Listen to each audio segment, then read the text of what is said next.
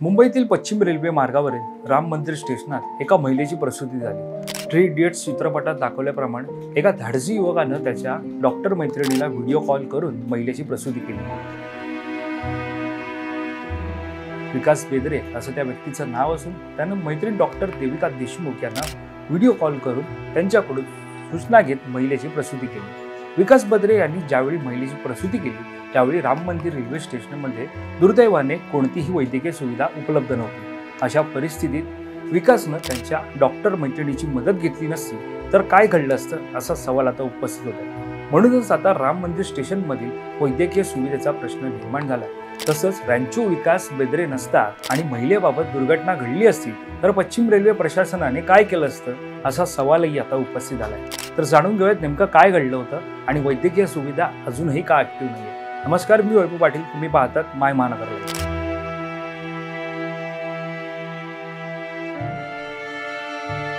नेमकं प्रकरण काय सुरुवातीला जाणून घेऊया। बुधवारी म्हणजे 15 ऑक्टोबरच्या मध्यरात्री 12:40 गर्भवती महिला गोरेगाव रेल्वे स्टेशनवरून मुंबईच्या दिशेनं लोकलने प्रवास करत होती।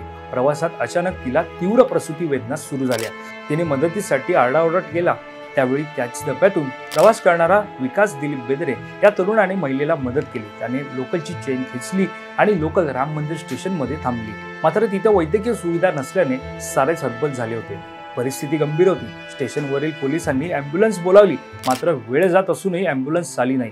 प्रसंग बाका होता, प्रत्येक क्षण महत्त्वाचा होता। विकास बेदरे यांनी त्यानंतर क्षणाचाही विलंब न लावता डॉक्टर मैत्रीण देविका देशमुख यांना व्हिडिओ कॉल केला।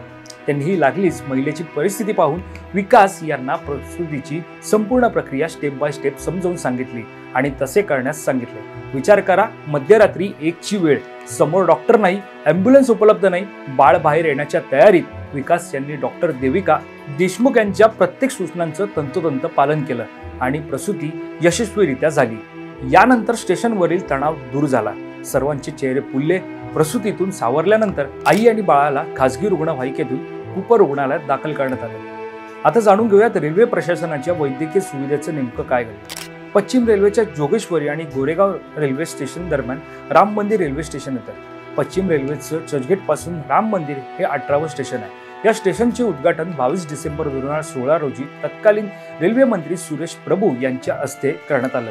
या स्टेशनवर 4 प्लॅटफॉर्म आहेत। 29 मार्च 2018 रोजी प्रत्येकी हार्बर मार्गावरील गाडी अंधेरीपासून गोरेगाव पर्यंत वाढवण्यात आली। याचाच अर्थ राम मंदिर स्टेशनचं उद्घाटन होऊ नये 9 वर्षे झाली तरी स्टेशनमध्ये वैद्यकीय सुविधा उपलब्ध नाही। हे रेल्वे प्रशासनाचं संपूर्ण अपयशच मानावं लागेल। खरं तर रेल्वे नियमानुसार प्रत्येक रेल्वे स्टेशनमध्ये वैद्यकीय सुविधा असणं बंधनकारक आहे, मात्र राम मंदिर स्टेशनात कोणत्याही प्रकारची वैद्यकीय सुविधा उपलब्ध नाही। त्यामुळे वैद्यकीय सुविधांच्या अभावी वैद्यकीय माहिती नसतानाही केवळ तातडीची गरज म्हणून विकास बेदरे यांना प्रसूतीसाठी पुढाकार घ्यावा लागला। ही पश्चिम रेल्वे प्रशासनाची अक्षम्य बेफिकिरी आहे। कोणतेही रेल्वे स्टेशन कार्यरत झालं की तेथे वैद्यकीय सुविधा उपलब्ध करणं बंधनकारक असतं, मात्र कागदावरचा नियम प्रत्यक्षात दिसत नाही। कारण 9 वर्षानंतरही राम मंदिर रेल्वे स्टेशन वैद्यकीय सुविधांअभावी सुरू आहे। या संदर्भात रेल्वे अधिकाऱ्यांकडे विचारणा केली असता वैद्यकीय सुविधेसाठी टेंडर प्रक्रिया सुरू असल्याचं सांगण्यात आलं। याचाच अर्थ 9 वर्षात रेल्वे प्रशासनाला प्रवाशांचा जीव महत्त्वाचा वाटला नाही। रेल्वे अधिकाऱ्यांच्या माहितीनुसार पश्चिम रेल्वेच्या स्टेशनांमध्ये एखाद्या प्रवाशाला वैद्यकीय सुविधा लागल्यास रुग्णवाहिका उपलब्ध करून देण्याची सुविधा आहे। तसेच काही स्टेशनांमध्ये वैद्यकीय सुविधा सुद्धा उपलब्ध आहे, परंतु काही स्टेशनांमध्ये वैद्यकीय सुविधा उपलब्ध नाही। राम मंदिर स्टेशनमध्ये प्रसूती घटना घडली त्यावेळी आम्ही त्या ठिकाणी रेल्वेची रुग्णवाहिका उपलब्ध केली होती। रुग्णवाहिकेत डॉक्टरांनी देखील होते, मात्र महिलेच्या नातेवाईकांनी ही रुग्णवाहिका बोलावली होती, त्यामुळे त्यांनी त्या रुग्णवाहिकेतून महिला आणि बाळाला उपरुग्णालयात दाखल केलं। मग प्रश्न उपस्थित होतो, ज्यावेळी महिलेला प्लॅटफॉर्मवर उतरवले त्यावेळी डॉक्टर कुठे होते? तुम्हाला हा व्हिडिओ कसा वाटला? तुम्हाला या संपूर्ण प्रसंगाबाबत काय वाटतं हे आम्हाला कमेंट करून नक्की कळवा। या संदर्भातली अधिकची माहिती जाणून घेण्यासाठी माय महानगर लाईव्हला सबस्क्राईब करायला विसरू नका।